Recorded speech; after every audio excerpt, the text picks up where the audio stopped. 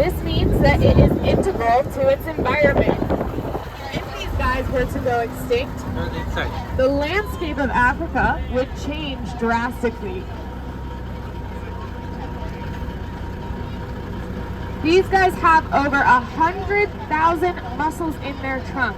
They use these trunks as well as their tusks to knock down trees and create pathways for other wildlife within their environment. Unfortunately, the African elephant is frequently poached for its ivory tusks. This could be considered a status symbol in many parts of the world. The trunk is an extension of the upper lip and nose. It has more muscles than we have in our entire bodies. These guys eat up to 300 pounds a day and drink up to 60 gallons of water.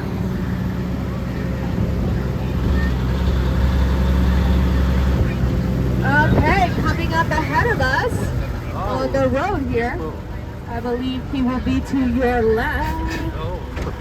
We have the white rhinoceros. You might be wondering why it's called the white rhinoceros, even though it is gray.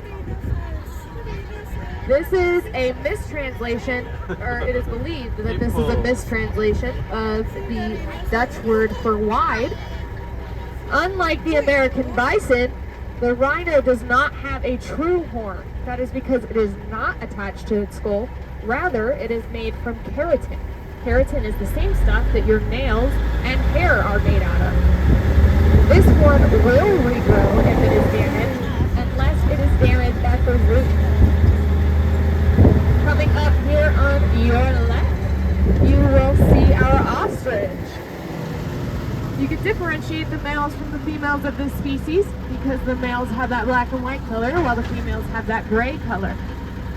Ostriches are setting records all over the place. They are the fastest animal on two legs.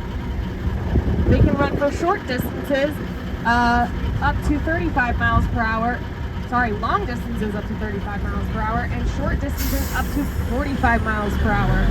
They have the largest eyeballs of any bird species at 2 inches in diameter.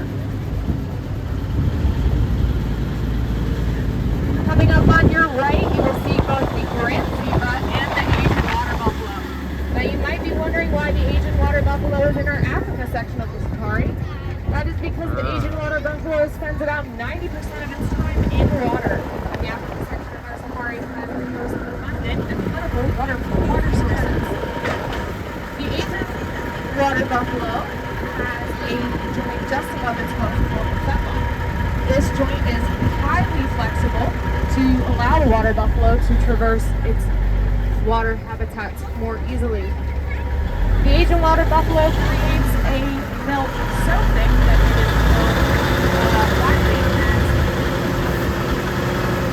You also saw our grand zebra. The grand zebra is actually black with white stripes, and you can tell because its muzzle and hooves are both black. The group of zebras is called a dazzle. That is because those unique patterns make it difficult when they're in the water.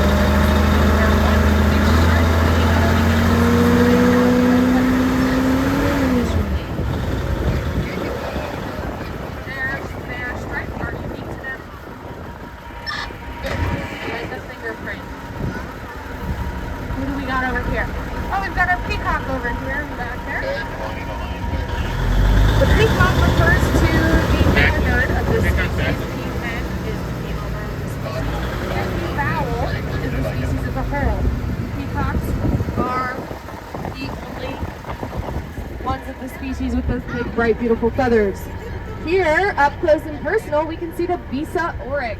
The Bisa oryx is a super interesting animal because it is highly adapted to go long periods of time without water. This is because they live in dry, arid climates. They can bring their body temperature up to 160 degrees to prevent themselves from sweating to conserve water. Additionally, they have highly adapted kidneys to allow them to retain as much water as possible to over there. Coming up on your right, you will see the blackbuck. You'll see a bigger herd of these guys later, our female and juvenile herd. They are actually born upon March, and then once they get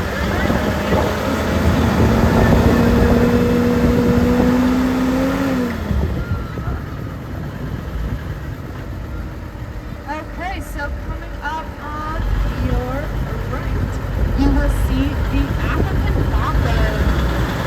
The African bongo, not much can actually know about them. They're very elusive species, and they're known as the Ursa. It's kind of amazing. These guys are a crepuscular species, which means they are active during dawn and dusk. Typically, what is known about them mostly comes from studying them in captivity. However, scientists have been known to place salt licks in the wild to lure them out. Here we have our reticulated giraffe on your right-hand side. These guys are unfortunately experiencing a silent extinction due to poaching as well as habitat fragmentation and deforestation. These guys next, the iconic next, can get up to 7 feet long. Interestingly, they only have 7 vertebrae in their neck. That is the same number of vertebrae that we have in our necks. Behind them, they have 16 animals.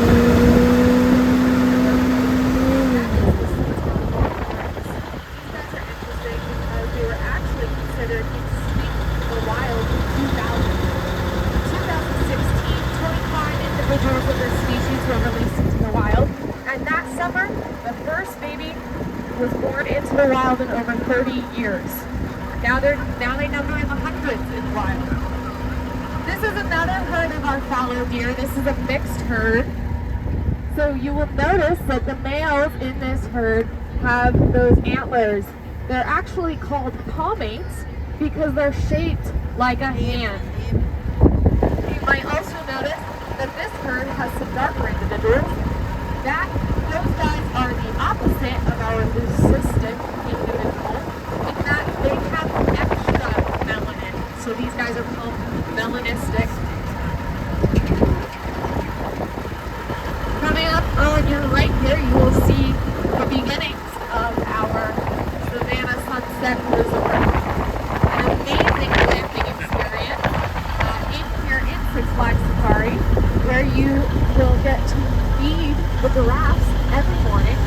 It includes free breakfast as well as a pass to all 3 of our parks.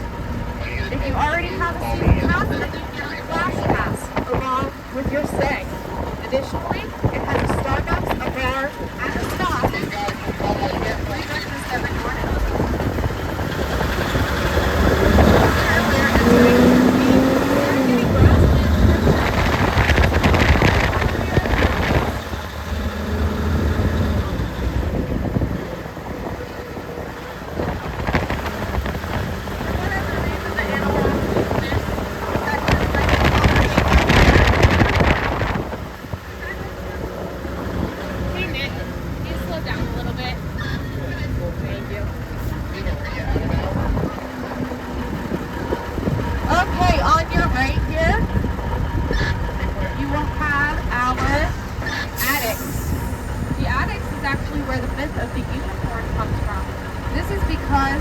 When there's no damage to the horns and they grow normally, they will grow so symmetrically that when you took the profile, they look like one horn. These guys have a toasted marshmallow coat in the warmer months, and they get a little bit darker in the colder months to absorb the sunlight, keep them warm. Additionally, on your left, right, you will see the sable antelope. The sable antelope is very interesting because it is the only species of antelope that will stand its ground against a predator. They use those long horns to actually flip their predator to give them time to escape. Additionally, you'll see those 2 white-tailed gnu over there, also known as the black wildebeest. You can differentiate them from the blue wildebeest. This is a good photo op, everybody, here on your right. Up close and personal with the ostrich.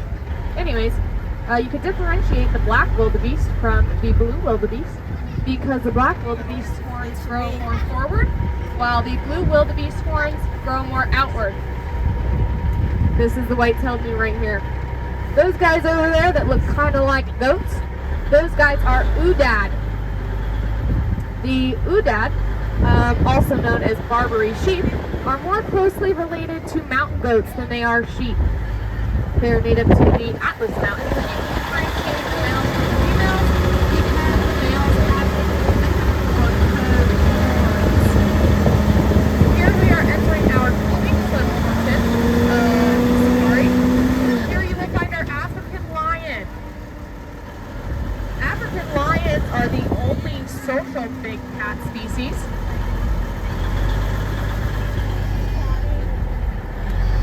They're all congregated right over there. You'll see those beautiful manes. Only the males of this species have those manes, and they're actually used as protection from other male lions. The darker the mane, they're all sleeping over there. The darker the mane, the older the lion. Males of this species will sleep up to 20 hours a day, while females of this species will sleep up to 18 hours a day. The females of this species do the hunting, and the males are charged with the protection of the pride. These guys conglomerate in families that are called prides. Unfortunately, the population of the African lion has dropped approximately 40% in the last 20 years. That means that in the next 30 to 40 years, they may be completely extinct.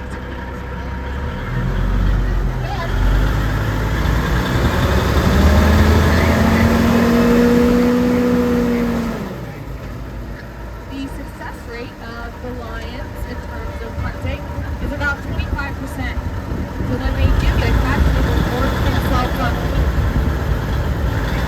The males, once something is caught, the males of the species eat first, the females eat second, and the cubs give the scraps. Alright, we're approaching Black Bear Ridge, everybody. On both sides of you, you will see our American black bear just hanging out and lounging. Black bears are opportunistic omnivores, which means that they will eat whatever they can get their hands on, pretty much. Another reason why we ask that you don't eat up in the truck. These guys are partial to fruits and veggies, though. The American black bears are great climbers. They have curved claws and paws that allow them traction on those trees. The American black bear comes in 4 colors. That is black, dark brown, cinnamon, and blonde. You can see him munching on his lunch over there to your left. He's coming to say hi to us. As you can see, we do have vents placed all around the enclosures.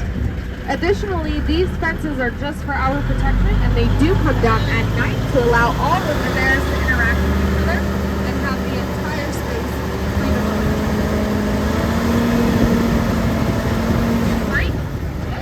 You might notice that it's wintertime and these bears are not hibernating.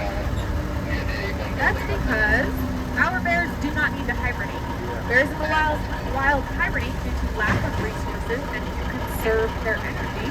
These guys get fed year-round, so hibernation is not a necessity.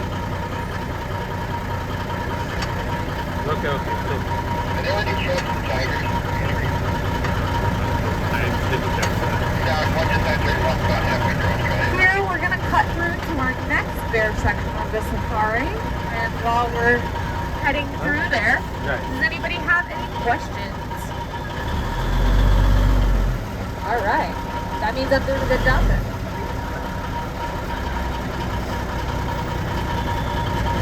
Yes.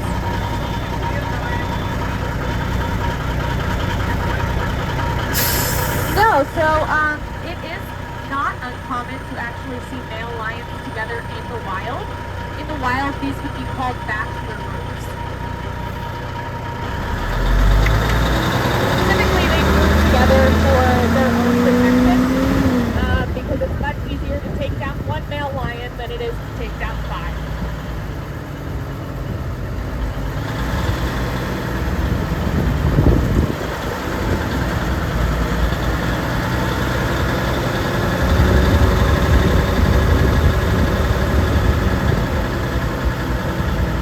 Okay, here we are coming up on Terra Ursus portion of our safari. Can anybody guess what Terra Ursus means? No? Terra actually means land and Ursus means bear, so we are entering the land of the bear.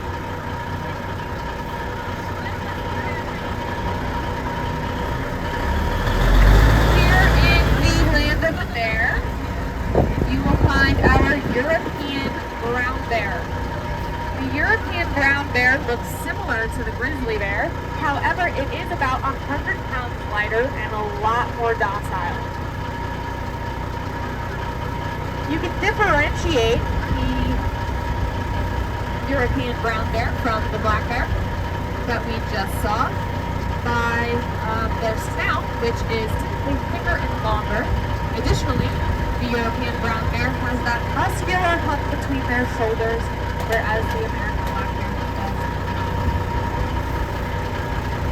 These guys come in a variety of shades, from dark brown color to light brown. Over here on the left, you will find our teenage cubs. They were born last year. They can oftentimes be found lounging, playing, or annoying mom. And here we are annoying mom. That's a great video. Playing in the water. These guys are also opportunistic omnivores. However, they do prefer protein more so than fruits and veggies. Unlike the American black bear, these guys are not good climbers. However, mom has been known to chase cubs up a tree when she feels they are in danger. These guys are more well suited to digging. They have shovel-shaped paws that allow them to dig. Here we've got a close-up and personal one over here. These guys' fences actually don't come down at night. These guys actually have tunnels that go underneath the road to allow them to interact with each other. Here you can see them eating that pelleted diet made specifically for bears. They also get fruits and veggies as well.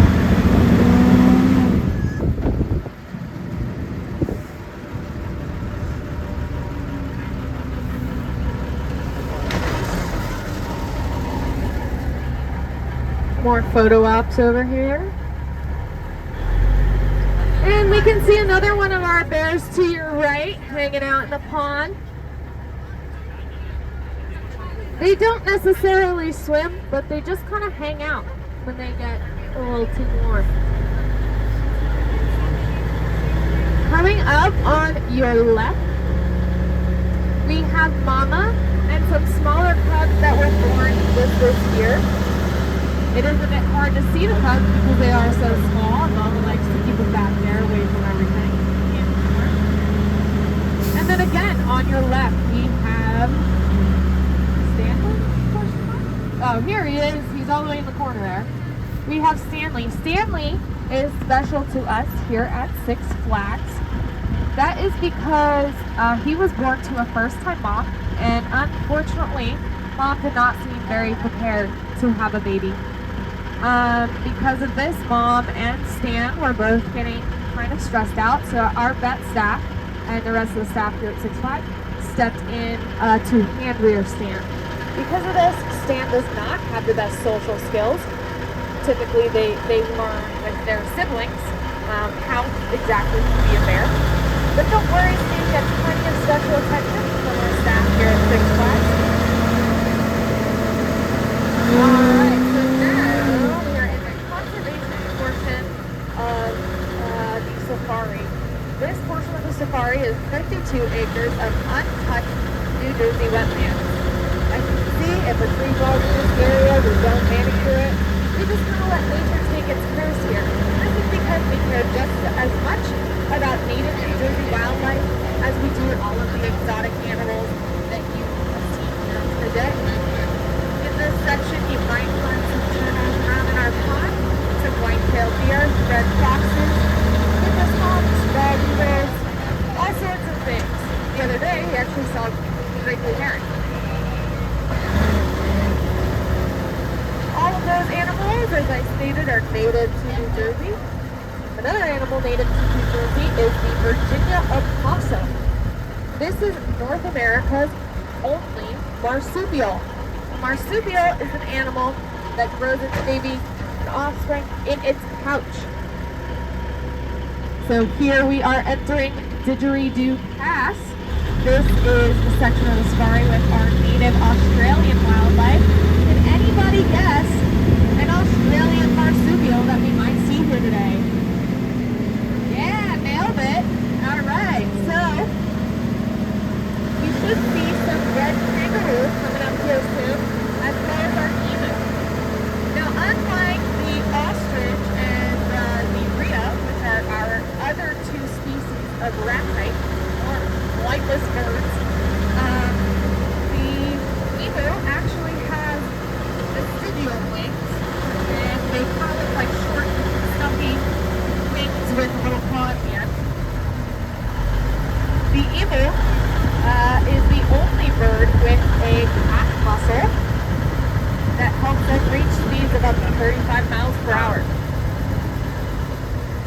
You can see that blue-green coloration on their head. That's the same color as their eggs. You can also see some of our red kangaroos back there, as well as some of our joeys. Only the males of the red kangaroo species are actually that red color. The females are that sandy gray color. Interestingly enough, their hips are actually fused together, the red kangaroos, which means that their only method of getting around is to hop.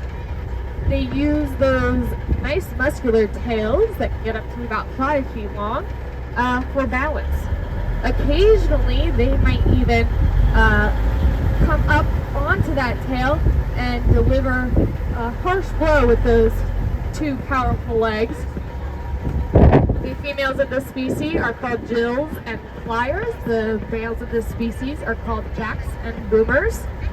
And the babies are called Joeys. A female can be raising up to 3 Joeys at once. One might be in gestation, while the other will be in the pouch, and another will be out of the pouch. The females can actually make 2 different types of milk at the same time. One for the Joey in the pouch, which is high in fat, and one for the Joey outside of the pouch, which is high in protein. Alright, we are entering our Tigers Asiatic section of the tour. Coming up here on your right, you will see our Bengal tiger.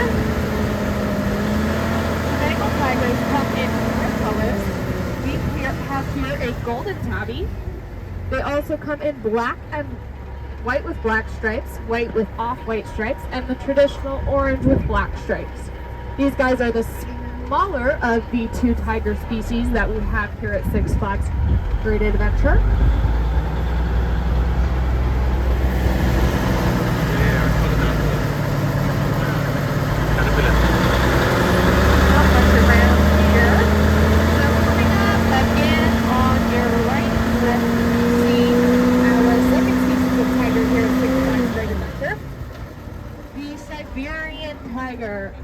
Now, tigers are typically solitary animals, which means that they like to live alone.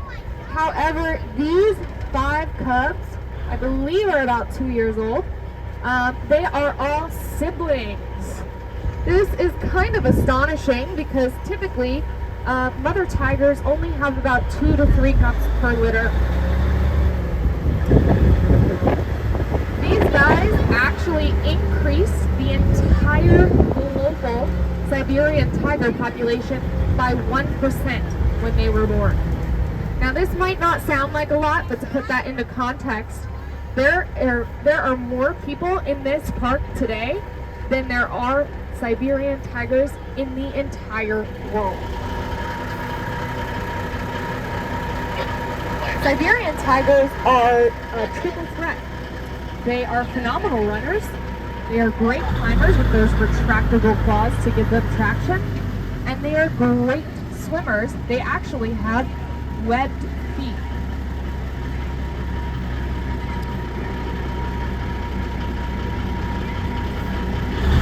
So if you see tigers housed together here at Six Flags, that actually means that they are a bonded pair.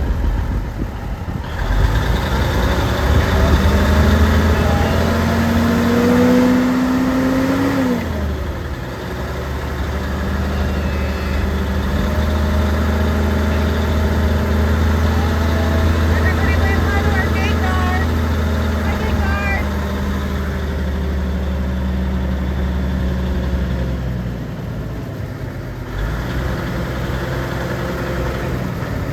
Oh, we got some Barbary sheep running at us, known as Udad. We also have two. All right, so to your right, you will see baby.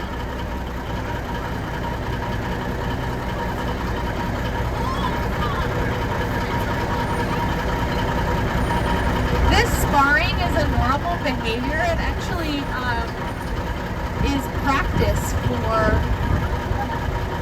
when they might actually have to use those horns to defend themselves. On your left, you will also see coming up a herd of our next herd of black buck. These are juvenile and female black buck.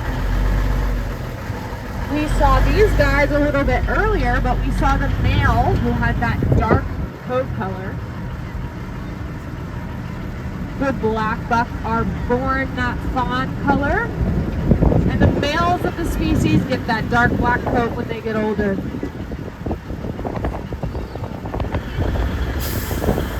You can actually see one of the males with the horns over there is starting to develop that black coat color.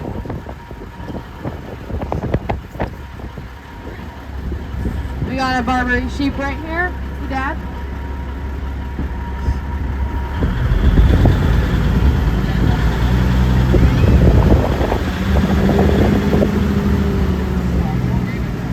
It looks like we might have some babies over here.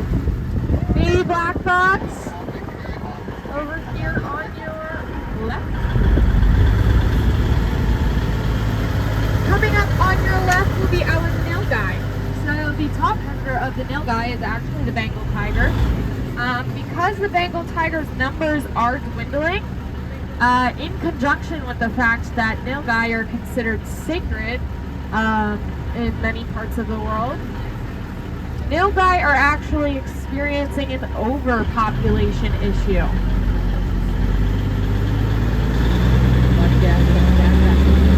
Coming up on your right, you'll see a few more nilgai.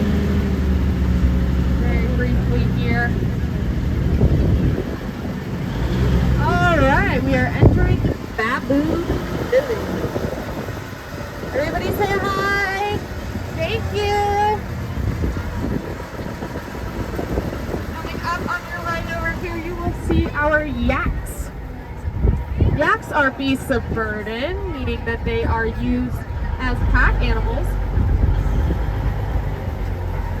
They're also used for their pelts, meat, and milk.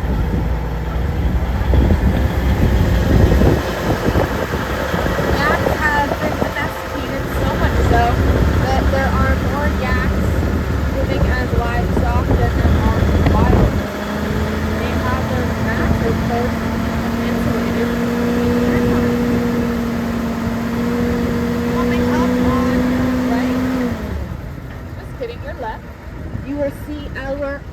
baboons. The olive baboons are named for that olive coat color. These guys' canines can get up to 3 inches long. The males can be differentiated from the females because the females actually have those red bumps that I'm sure you all are familiar with if you've ever been to our safari before. Olive baboons will groom each other generationally, which means that great-grandma will groom grandma, grandma will groom mom, and mom will groom daughter. There all of them are.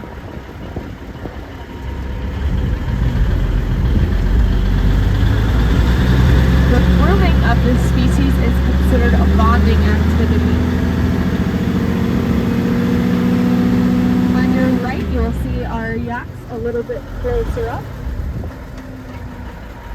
These guys do have true horns, like our American bison, which again means that they are attached to the skull and will not regrow if they are damaged.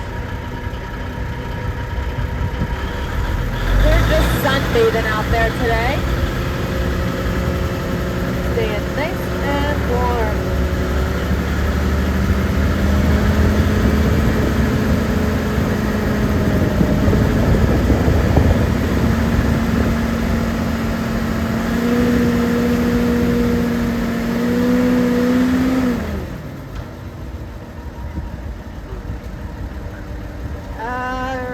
Unfortunately, we are approaching the end of our tour. Everybody wave bye to our final gate guard. I will ask that you guys please